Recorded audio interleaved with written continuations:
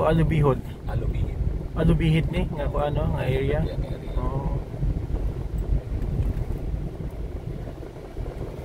Murag tumoy naman ni diha jud ang di ako ano pinakatumoy din sa Northern Mindanao nga area no.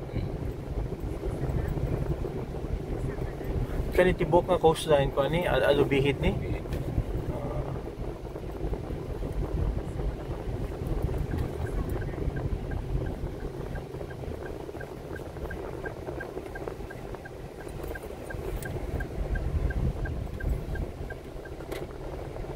Nabay mga landing nga kuan diri cable sa kanang mga telco, mga smart ana diri nga area nga ilang kuan nabagsakan diri nga area wala mabaltaan wala dito ata sa Cagayan diretso no.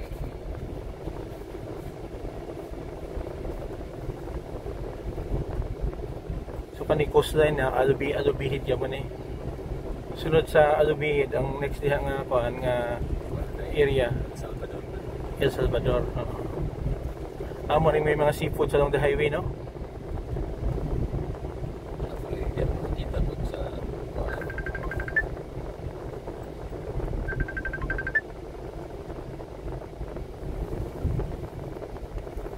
Kanang before reaching kuan Cagayan kanang diha sa Kalinga highway kanang nay mga seafoods El Salvador man na siya, di ba?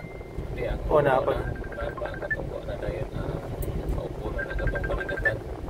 katong mga along the highway nga mga seafoods.